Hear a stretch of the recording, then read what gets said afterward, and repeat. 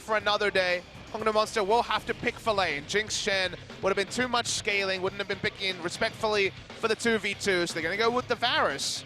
It's a strong draft from both teams, but if we could kind of have the game breaker in the fact that LeBlanc can run away with the Taliyah matchup, will force Taliyah into the barrier, also probably force Taliyah into a first or second item, Banshee Veil, in order to respect the threat coming through from Kuro.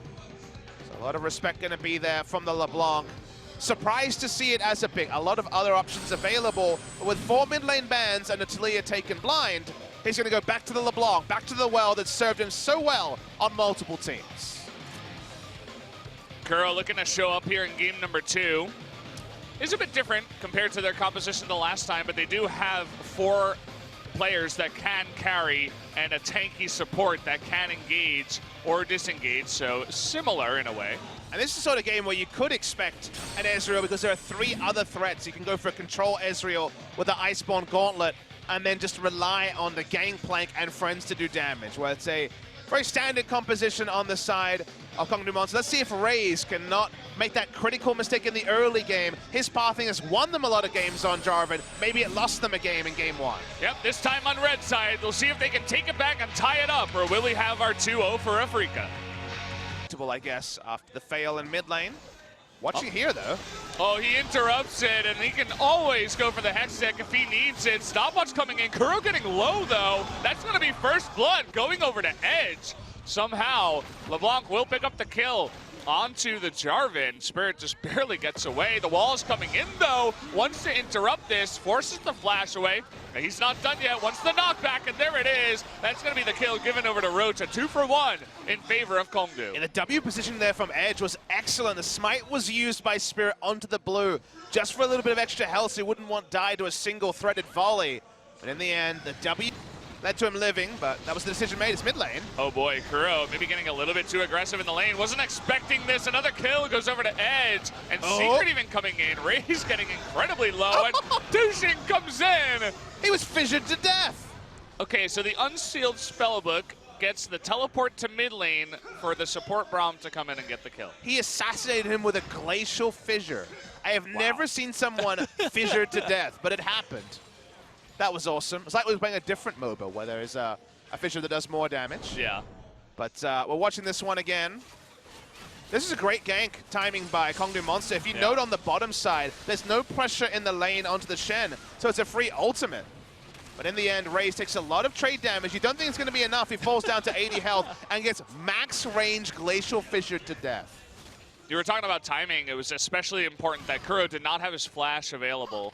So the second he jumped forward, it was like to the Banshee Veil next, and they won't need the barrier as pressingly. Camille waiting nearby, but we got Edge. It might turn into a 2v2, trying to get on top of Kuro. Here comes the Camille, comes in and one-shots him down from low health. But here comes Shen, gonna try to counter with the teleport and the GP ultimate. In goes Kuro. It's Dushin looking for the assassination. Can he get it again? No, not quite.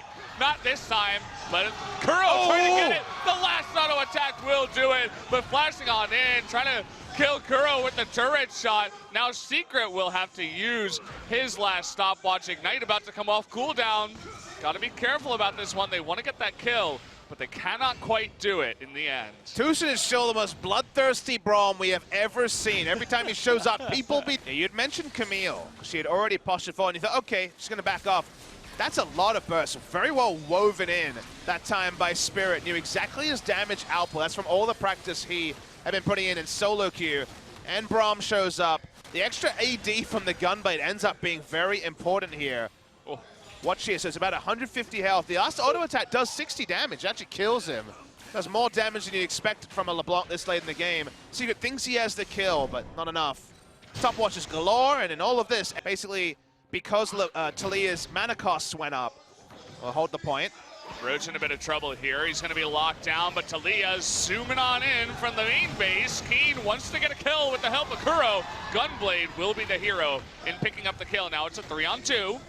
Raze coming in from the left side. Hasn't made himself known in his mind, but he will be up for any attempt at a turret take.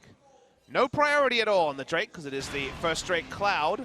And no one took it pre-10 minutes, so everyone feels a bit sheepish about So not Cloud, Ocean. Everyone feels a bit sheepish about attempting it 20 minutes. Mid lane. Kuro gets it, even with the stand beside me. He does go down, the Stand United rather. Bursting through that Shen shield damage. Now they're going to get the slow onto Raze, and that's enough for him to try to go in. Kuro smartly backs away. Spirit picks up the kill. Make that 2. Kuro popping off on the LeBlanc. Yeah, Kuro's LeBlanc mechanics have always been underrated. A player that was always compared to Faker. Faker doesn't play the LeBlanc anymore. When Kuro breaks it out, he is still strong on the champion, 100%. Kill participation is pretty insane for a LeBlanc, but that's where we're at. No Trinity Force yet, but with the Sheen and also the AP coming through from the LeBlanc meaning some decent turret damage. Quite a lot of threat.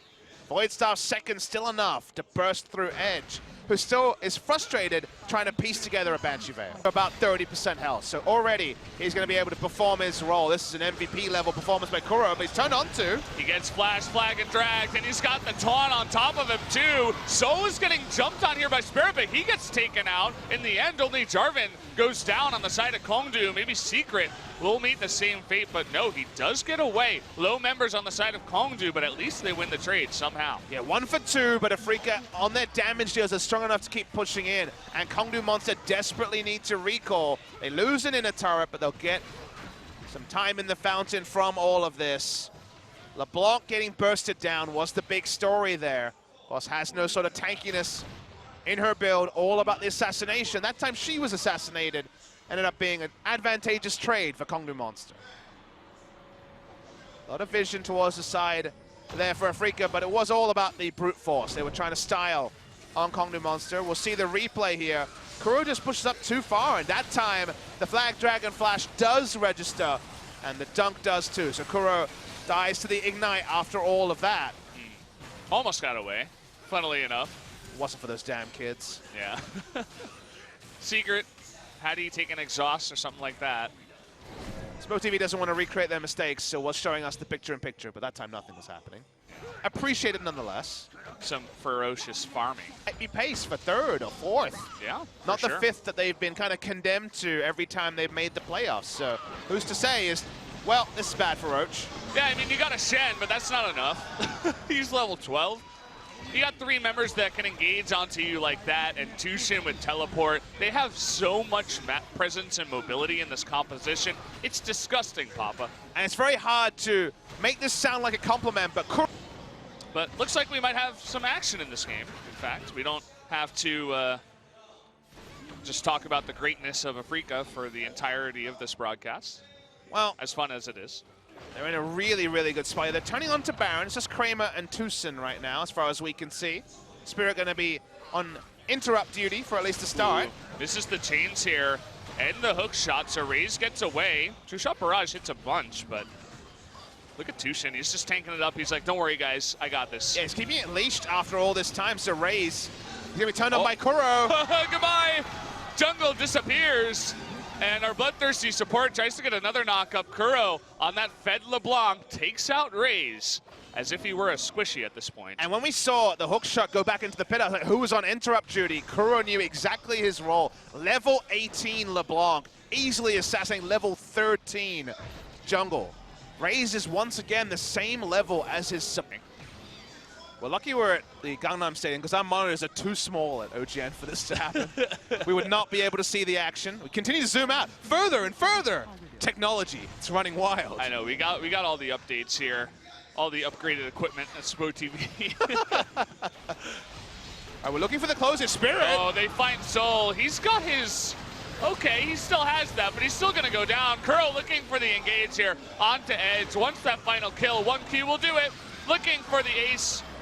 It looks like Roach will be the only one to survive, but it doesn't really matter. Kuro gonna go back, TP back in. That's gonna be the game. Afrika gonna take the victory over Kongdu 2-0. Looking stronger than ever here in the first round of our LCK 2018 Spring Split. Congrats to them on the 2-0 tonight.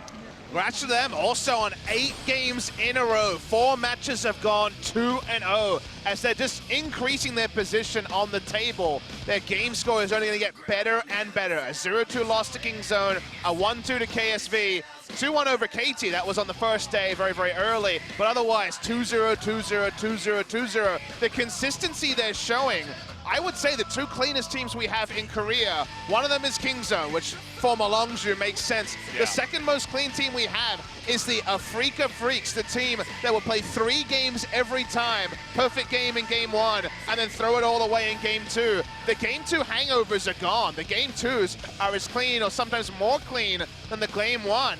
Fantastic stuff from the lineup here of the Afrika Freaks. They've struck gold, and if they keep going at this pace, maybe they will finally play a best of 5 in the postseason, because previously it's been 3 visits to the best of 3 wild card and 3 defeats. Yeah, the hype is real for Afrika. We'll see.